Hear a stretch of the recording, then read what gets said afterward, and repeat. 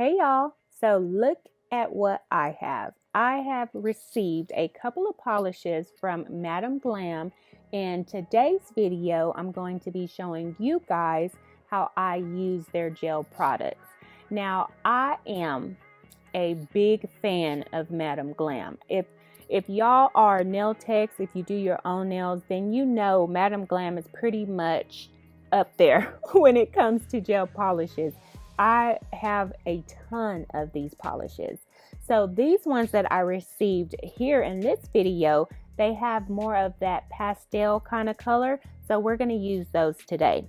So I'm starting off with fresh nails. I've already done all of the heavy lifting. So I've done her soak off and then I put on her application, which was just a clear base. So now we're going to get into the design. Now, when it comes to gel polishes, y'all know I am a acrylic tech, but in some cases, a lot of designs are so much easier to do with a gel polish. So I still have, a whole variety of acrylics, but I also do have a whole lot of gel polishes. I keep them on hand. So I'm going to start off by applying their base coat. And if you do not have a base coat, you can also use a primer and just prime the nails as you would a natural nail. And so I'm going to apply this base and I'm going to just apply a thin layer. That's pretty much all you need. Now, acrylic nails, this is pretty much just an extra step. I don't always apply a base coat. Normally I'll just do primer, but since I have it, I'm going to go ahead and apply it. Now, if I was doing natural nails, I would most definitely use a base coat. Do not skip if you're doing a gel manicure on someone with natural nails. Always use your base coat.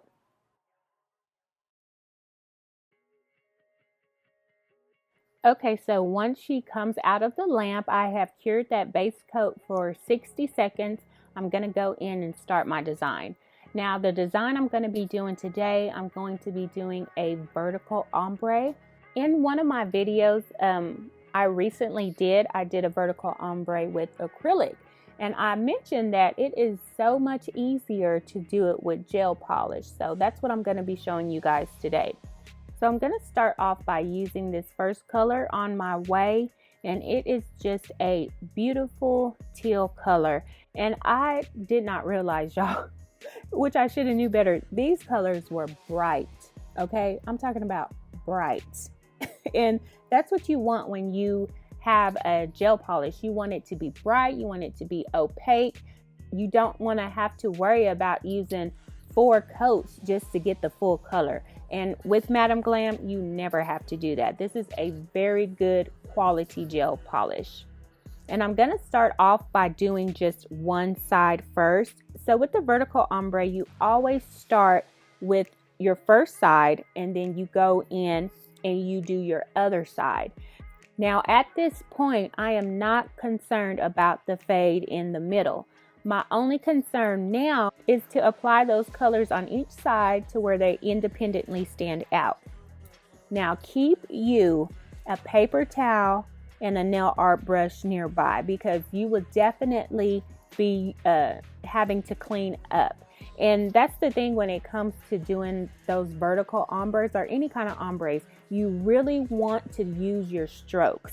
So when it comes to fading it out, you're going to really stroke fast with your brush. So you're bound to get into the cuticle area or make a mess. So always keep a paper towel and acetone around. Now for the ring finger, I'm just going to be doing this just one full solid color. And I always start my gel polish application the same.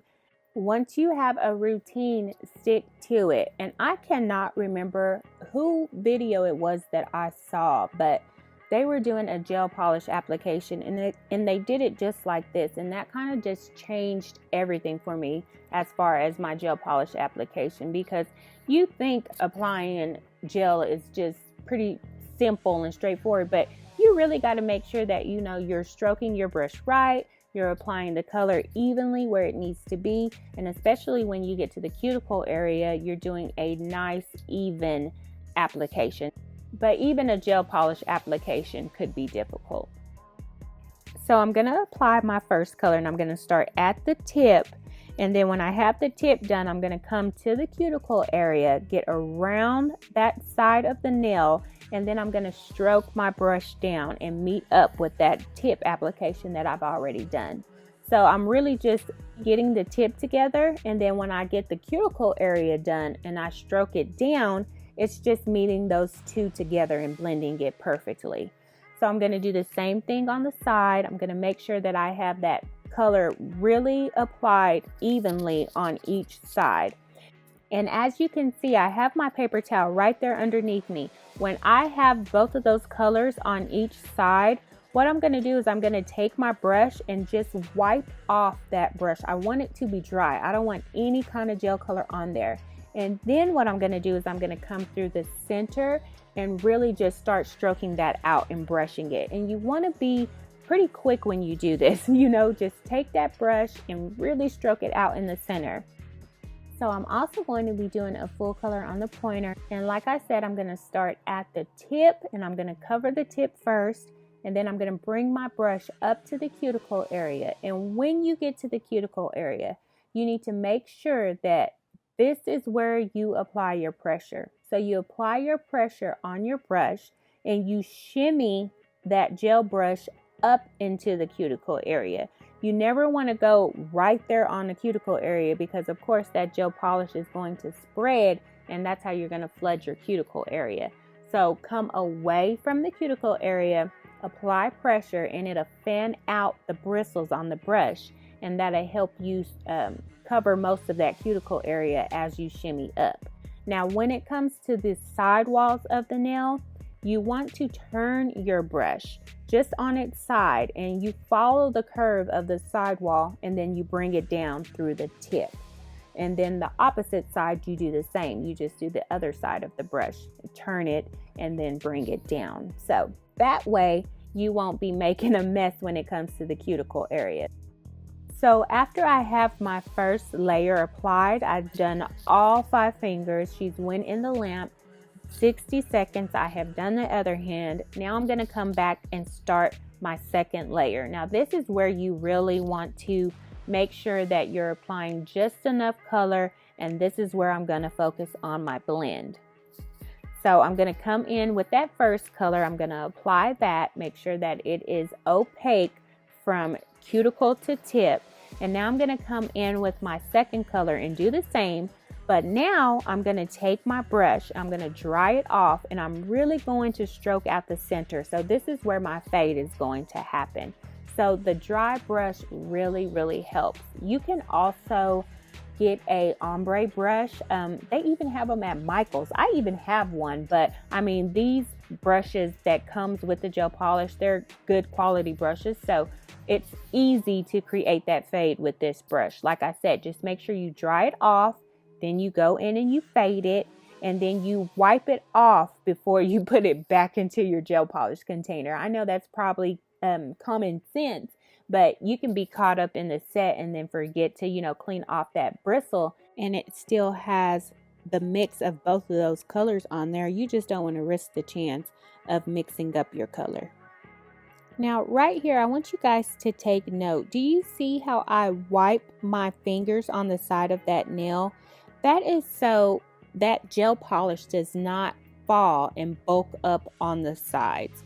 So I do this anytime that I'm doing a gel polish design, and also when I'm applying my gel top coat. I always go in after I have applied that top coat to each nails and kind of just barely grab the sides with the side of my hand, kind of just graze over it, because that top coat, that gel polish can really fall and bulk up, and then it can just throw off your whole shape. So that is one thing I want you to look out for if you feel like your shape is not as sharp as it was when you filed it. It could be just your gel top coat, gel polish, etc.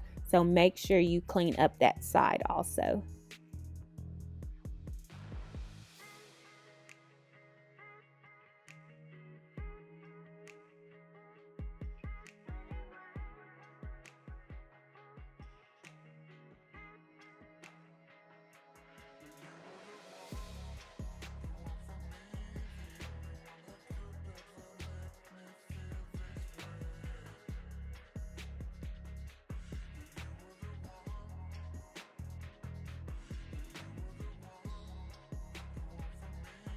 Okay, so to complete my design on top of that vertical ombre, I'm going to be doing some stamping.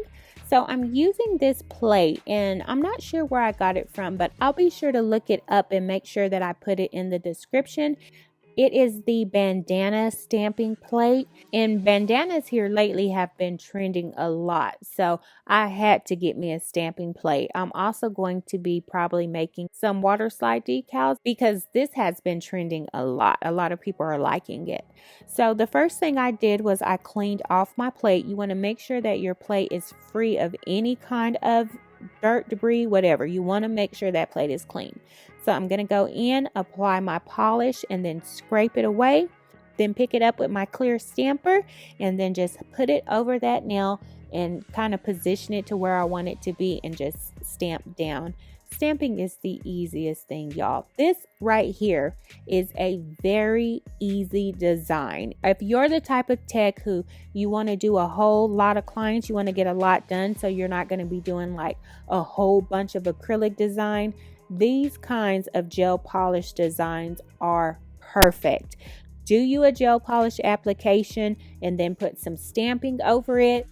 Put some foil over it, add some diamonds, all that kind of stuff just really makes a set pop, and it's very, very simple for the tech. So this design, you can change up the colors, you can change up the stamping. Like I said, you can add so many things. It's so endless when it comes to gel polish. I feel like it's just a very, very easy way to design nails. Okay, so I added that bandana design to the middle finger and also the thumb finger. Now I'm coming in with a different stamping plate, and this one is just the LVs. All the LVs that I have, y'all, were like gold, colored pink, green, holographic. I needed just a basic white and did not have it, y'all. I was so thrilled from this. I was like, I got all of these LVs and not one of them is white.